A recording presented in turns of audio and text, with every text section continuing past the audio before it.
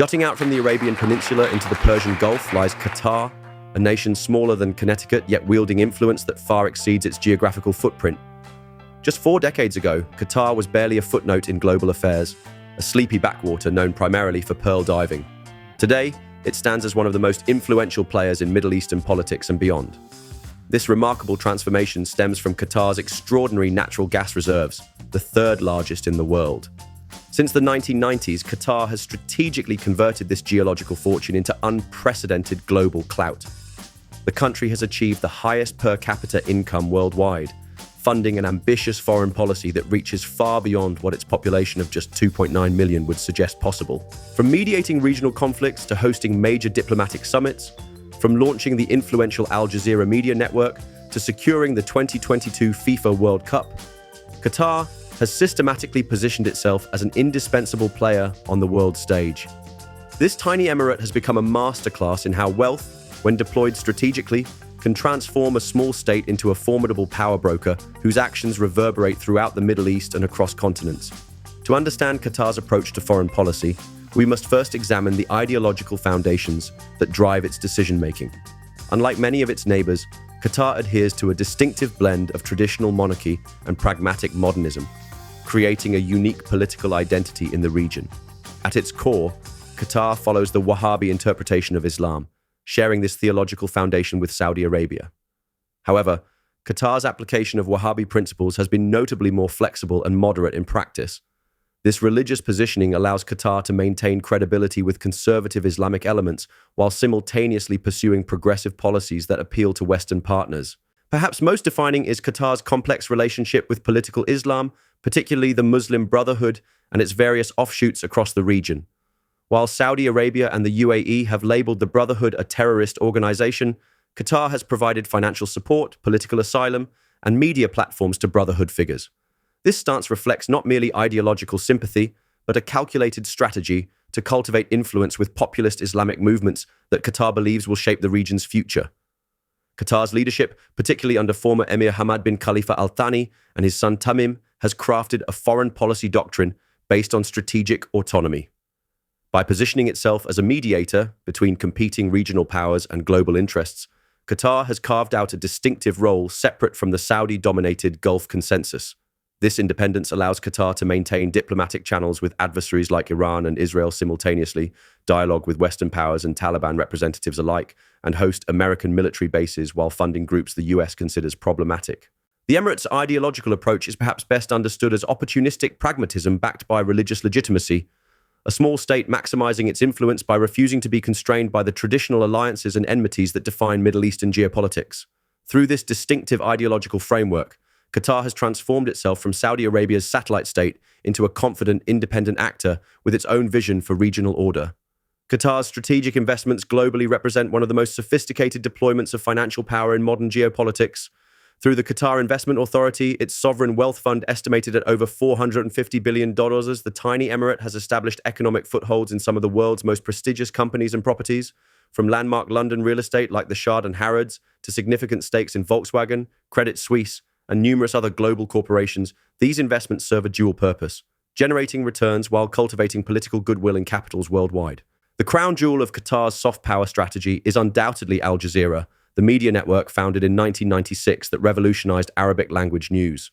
By offering perspectives often critical of regional governments but rarely Qatar itself, Al Jazeera has positioned Qatar as a champion of political openness while providing the emirate with unparalleled agenda-setting power across the Middle East. The network's expansion into English and other languages has extended Qatar's narrative reach globally, shaping international perceptions of regional conflicts in ways that often align with Qatari interests. Qatar's sports investments have been equally strategic. Beyond the controversial $220 billion 2022 World Cup, the country owns Paris Saint-Germain Football Club, sponsors Barcelona FC, and has invested heavily in sporting infrastructure and events. These investments generate immense global visibility and associate Qatar with popular passion rather than geopolitical machinations. The emirate has also established itself as an education and cultural hub through massive investments in museums, universities, and cultural institutions. Education City hosts branches of prestigious Western universities like Georgetown and Northwestern, while museums such as the Museum of Islamic Art position Qatar as a custodian of Islamic heritage and values. These soft power instruments work in concert to transform Qatar's financial wealth into lasting influence. By creating economic dependencies in Western capitals, shaping global narratives through media, associating with beloved sports teams, and positioning itself as an enlightened center of education and culture, Qatar has built layers of protection against criticism and cultivated relationships that transcend traditional diplomatic channels. This sophisticated approach allows a nation of fewer than 3 million people to project influence far beyond what its size would suggest possible. Qatar's relationship with Hamas stands as one of the most controversial aspects of its foreign policy. Since 2012, the Emirate has hosted Hamas's political leadership in Doha, providing them with offices, security, and a platform for international engagement. This arrangement began after Hamas leaders fled Damascus during the Syrian civil war, with Qatar stepping in as one of the few states willing to accommodate the organization despite its designation as a terrorist group by the United States, European Union, and others. Qatar's financial support to Gaza, where Hamas governs, has been substantial and overt. The Emirate has funneled hundreds of millions of dollars into Gaza since 2012, providing monthly stipends to Hamas government employees, funding infrastructure projects, and delivering humanitarian aid. This financial lifeline has been crucial for Hamas's survival, particularly following Israel's blockade of Gaza and periods of conflict that have devastated the territory's economy. This financial support operates through complex mechanisms approved by Israel and often coordinated with international organizations. Qatar's special envoy regularly brings suitcases of cash into Gaza, sometimes containing up to $30 million in monthly installments. These transactions occur with Israeli awareness and tacit approval, creating a paradoxical situation where Israel permits funding to flow to an organization committed to its destruction. Qatar consistently defends these ties as an exercise in pragmatic diplomacy. Qatari officials argue that by maintaining open channels with Hamas, they serve as a crucial mediator during conflicts between Israel and Palestinian factions. They point to their role in numerous ceasefire negotiations and hostage releases as evidence of the value this relationship brings to regional stability. From Qatar's perspective, engagement rather than isolation is the path to moderating Hamas's positions. Critics see a more troubling reality behind Qatar's diplomatic justifications. They argue that Qatar's support has enabled Hamas to maintain control of Gaza while diverting resources to military infrastructure rather than civilian needs. The financial cushion provided by Qatar has allowed Hamas to withstand international pressure that might otherwise have forced political compromises or governance reforms. Qatar's support for Hamas also fits within its broader regional strategy of backing Islamist movements across the Middle East. While Qatar claims its relationship with Hamas is purely pragmatic, skeptics see ideological affinity between Qatar's ruling establishment and Hamas's political Islam orientation. This support has been a major source of tension between Qatar and its Gulf neighbors, particularly Saudi Arabia and the UAE, who view political Islam movements as existential threats to regional stability. Qatar's foreign policy exhibits a remarkable balancing act between seemingly contradictory positions. On one hand, Qatar maintains cordial relations with Iran, sharing the world's largest natural gas field with its Persian neighbor and engaging in regular diplomatic exchanges. This Iran-friendly stance stands in stark contrast to the hostile approach taken by Saudi Arabia and other Gulf states who view Tehran as their primary regional adversary. Yet simultaneously, Qatar hosts Al Udeid Air Base, the largest American military installation in the Middle East. This sprawling complex houses approximately 10,000 US troops and serves as the forward headquarters of US Central Command. The base has been instrumental in American military operations throughout the region, including campaigns in Iraq, Afghanistan, and Syria. Qatar has invested billions in expanding and maintaining these facilities, effectively becoming indispensable to American military infrastructure in the Middle East. This dual alignment creates a diplomatic tightrope that Qatar navigates with calculated precision. During periods of heightened US-Iran tensions, Qatari officials work frantically behind the scenes, communicating with both sides to prevent escalation that could force them to choose between these relationships.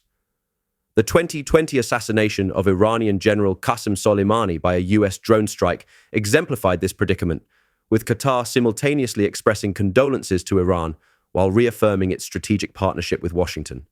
This balancing act has generated significant friction with Qatar's Gulf neighbors. Saudi Arabia, the UAE, and Bahrain view Qatar's warm relationship with Iran as a betrayal of Gulf solidarity against what they consider the primary threat to regional security.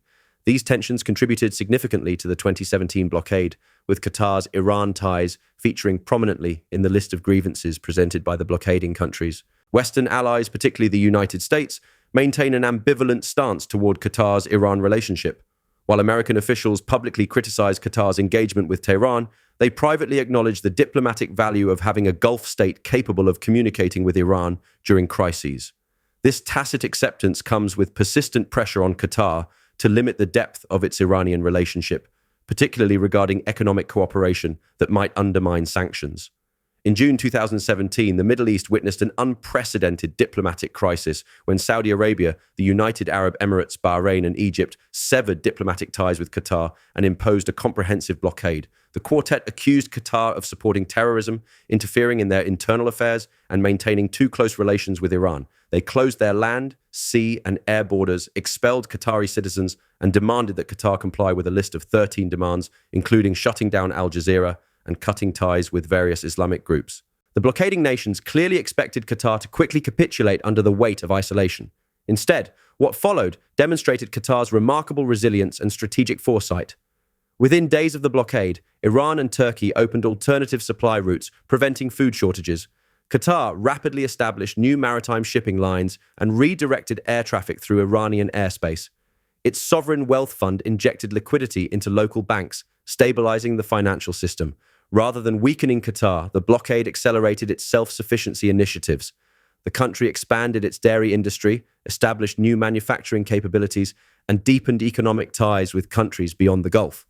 Qatar's natural gas exports continued uninterrupted, ensuring a steady revenue stream throughout the crisis. Diplomatically, Qatar leveraged its strategic importance to secure international support.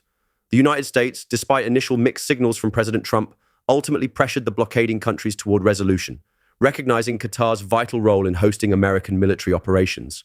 The crisis inadvertently highlighted Qatar's indispensability to Washington and other Western powers. When the blockade finally ended in January 2021 with the signing of the Al-Ula Declaration, Qatar emerged with its sovereignty intact and its foreign policy largely unchanged. The crisis had paradoxically strengthened Qatar's position, demonstrated its diplomatic agility, and revealed the limitations of coercive pressure against a country with such extensive global connections and resources. Qatar's foreign policy, while enabling its rise as a regional influencer, harbors serious risks for both Middle Eastern stability and Western strategic interests. The country's willingness to support and finance various Islamist groups across the region creates unpredictable consequences that often undermine peace efforts and democratic transitions.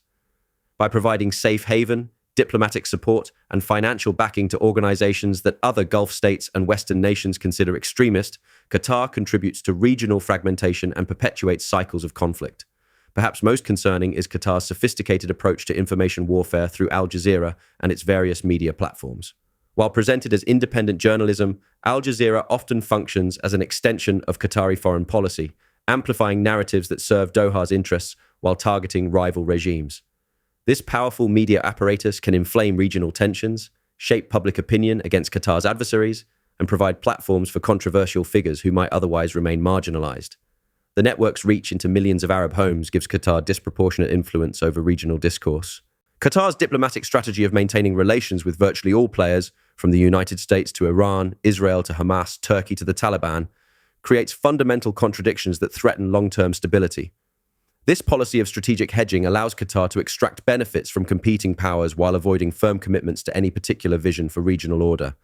By playing major powers against each other, Qatar creates space for its own maneuverability, but undermines collective security arrangements and coherent international approaches to regional challenges.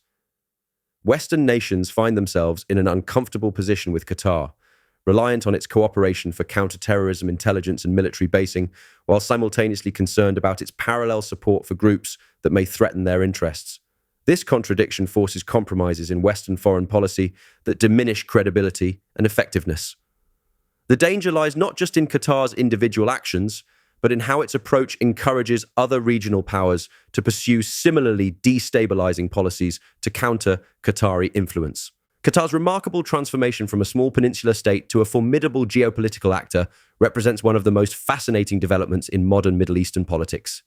As we look toward the future, the sustainability of Qatar's ambitious foreign policy will depend largely on its ability to maintain the delicate balances it has cultivated between Iran and the United States, between Islamist groups and Western powers, and between economic diversification and continued reliance on natural gas wealth. In the coming decade, regional powers will likely adjust their approaches to counter Qatari influence, Saudi Arabia and the UAE have already demonstrated a willingness to pressure Doha and may develop more sophisticated strategies to contain Qatar's reach, particularly in contested areas like Libya, Syria, and the Horn of Africa. Yet the failure of the 2017 blockade suggests coercive measures alone will not be effective in reshaping Qatar's behavior. For the international community, engaging with Qatar presents both opportunity and challenge. Western powers must recognize that Qatar's independent foreign policy is not a temporary position, but a fundamental strategic choice. Rather than attempting to force Qatar into traditional alliance structures, a more nuanced approach would involve establishing clearer boundaries around unacceptable behaviors while leveraging Qatar's unique diplomatic channels and mediation capabilities. The implications for Middle Eastern geopolitics are profound. Qatar's model of punching above its weight through strategic investments, media influence, and diplomatic flexibility offers a template for other smaller states seeking greater autonomy. Whether this leads to further fragmentation or a more balanced regional order will depend on how Qatar wields its influence in the critical years ahead.